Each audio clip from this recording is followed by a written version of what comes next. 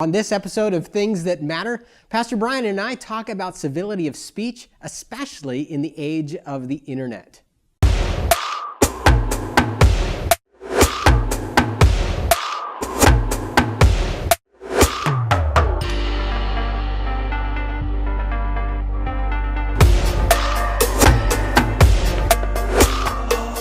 Welcome to Things That Matter. My name is Josh Taransky. This is Pastor Brian Brodersen. Each week we talk about a topic that matters to you and the ministry that has been entrusted to you. And you can listen to this as well as watch it. The listening part is on the podcast. You just open up your favorite podcasting app and search for Things That Matter. It should pop up right there. We're coming down to the end of season 1. And so as we are wrapping things up over the next few episodes, we'd love to hear any feedback or comments from you, maybe topics you'd like to hear spoken of as we go into season 2 as well.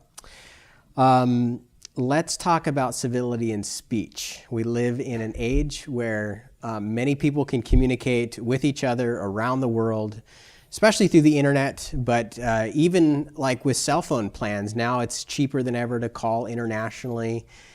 And, you know, people throw around words a lot, the newer words that are pretty significant and can carry, a lot of weight. Yeah. And so, this is something that you brought to our attention and wanted to talk about a little bit more. Some of those words, progressive, heresy, emergent. Yeah. And, to kind of frame it a little bit more, it's just, and of course it's the communication age that we live in. It's the fact that anybody and everybody kind of has a voice, through social media and so forth. But, the thing that I thought would be a good reason to address this is because of the incivility that is so prominent in these places. And I'm talking, not just among, the people in the world that are discussing politics and their favorite politician versus the other person or whatever. But my real concern is within the church, and it's just astounding to me. This isn't new. I mean, I've kind of recognized this for quite some time, but it's just absolutely astounding to me the freedom with which Christians seem to be able to, criticize other believers. And criticize is kind of like a mild term, because it's way beyond criticism. I mean, it's very vitriolic many times, it's very just in your face with accusations of heresy and, things like that. And, sometimes I look at this and I think, wow, is anybody even reading their Bible about, the warning against gossip, the warning against, the tongue is a small member, but it sets on, it sets the world on fire kind of stuff, like James said, or, Jesus even saying, every idle word that proceeds from a man's mouth, he's going to give an account for it. And so my thinking is like, wow, are Christians really even reading their Bibles? Are they taking to heart these words? Because it doesn't seem like they are, because there's just a ton of freedom out there to blast people and in a lot of ways, I think really to slander people. Yeah. So, and like you were saying, Josh, there's certain terms that people throw around. And the truth of the matter is, a lot of times I don't even think they know what the term means. They just know it's a pejorative, and so they're using it, but they don't really even know. And a lot of times it's not even applicable, relevant. Sometimes the word's not even in use anymore. And like, for example, the word emergent that gets sort of thrown out by certain people, and that word's sort of thrown out anybody that they theologically disagree with, they are emergent. Right. And that's like the label, Right. And, one of the ironies about that is that although the term did have, a period of time where it was relevant and it described something, it's really pretty much gone out of use entirely, because the group of people that it was originally referring to, they took the name to themselves and they saw it as a positive thing, but then later it became, in the minds of a lot of people, negative, and rightfully so in many ways. That group of people have sort of just vanished in a sense. They haven't actually vanished, but being identified as the emergent church or something like that, that's not even a thing anymore. They didn't succeed. No, they didn't succeed. They just kind of got assimilated into it was always rooted in liberalism anyway. So there was a point where there became a distinction. There were people that were being identified as emergent and even identifying themselves as emergent, but they were not theologically liberal. So first of all, that distinction came. So then you got two camps within the emergent thing. You got the theologically conservative and you've got the theologically liberal. And then the theologically conservative camp, they disassociated themselves from it because they knew that the term no longer really defined, who they were. Yeah. And then the guys that maintained it, they just got assimilated into the liberal church. Progressive evangelicalism is probably a place and a way to identify where many of them are at today. So, when people are throwing around that word, this guy's emergent or that guy's emergent, it's almost laziness. Yeah. Because it doesn't actually, it can mean so many things. It almost could be used as like a big hammer to bash things you don't either understand and cannot articulate maybe why you disagree with another point. Yeah, and I've had a number of people over the years come up to me and they've mentioned a certain pastor and they've said, well, so and so is emergent, and right away I stop and I say, no, stop right there, because you obviously either don't know what this guy really believes or you don't know what the word emergent means, because this guy is not emergent, because emergent is, it's a synonym for theological liberalism. Right. That's ultimately what it is, so. Which means theological liberalism would deny the authority and the inspiration of Scripture.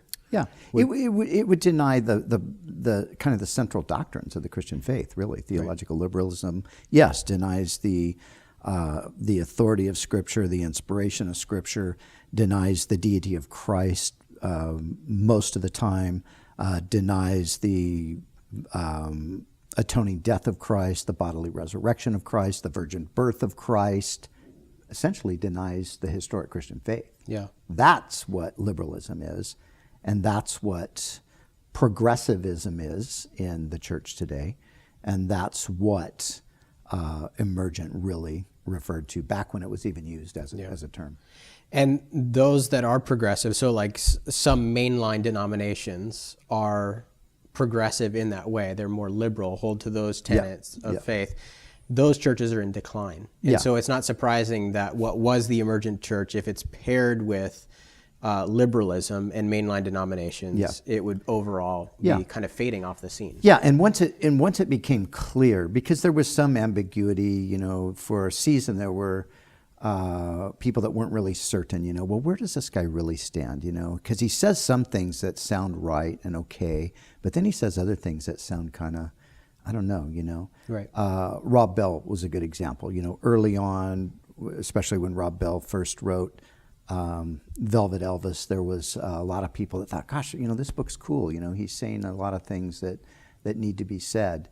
And but when you read the book, which I did, and you could kind of read between the lines, you realize, no, he's really undermining the faith here is what he's doing. He's doing it in a subtle and a clever way, and he's doing it in a way that, just the way he communicates is, people like the way he communicates. But there came a point where finally it was recognized that, okay, no, this guy is outside of Orthodox Christianity. Right. That's what finally became obvious to pretty much everybody, and I think now he would even, say that himself, that he's not in that camp. Yeah. So I'm taking from what you're saying, in a sense, almost a warning to like Calvary Chapel guys, because where I've heard this, I've seen this mistake kind of play itself out, is when a Calvary Chapel guy may look at somebody who has a different philosophy of ministry or a different approach to ministry, and rather than identifying more specifics, just kind of saying, oh, that guy's emergent. That's a huge problem. I mean, that's what's called painting with a broad brush. That's what's called guilty by association many times, and quite often, I mean, it's really just a failure to really understand what that is. Because unless a guy is theologically liberal, unless somebody's come out and said, well, unless somebody's kind of, questioning, well, I'm not sure if I believe in the authority of Scripture anymore. Or, I'm not really sure about the resurrection of Jesus. I'm not really sure if Jesus was born of a virgin. Unless somebody's, saying things like that, they're not emergent. Right. They're not liberal. That's what liberalism is. Yep. They might have a different philosophy of ministry. They might have a different methodology that they engage in. But, you can't be, you can't be liberal or emergent in regard to methodology. That's not where those things don't apply there, right. Because methodology is not set in stone in Scripture. Methodology is just the way you do things. Right. And some people do things one way, some people do things another way. And so it's basically a preference is what it comes down to. Yeah. So in your own ministry, you have been generous in your relationships with guys outside of Calvary through social media stuff you've tweeted, people you've invited to conferences. But at the same time, you have said, I'm a Calvary Chapel guy.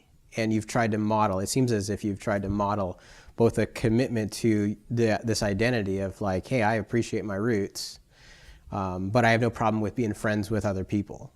You feel like that's the right way to do it, obviously. I do feel that's the right way to do it. And I feel like that's, very much if you really know our history, and especially if you really knew Pastor Chuck, like I think I probably knew him perhaps, certainly as well as, but perhaps better than probably almost anybody out there.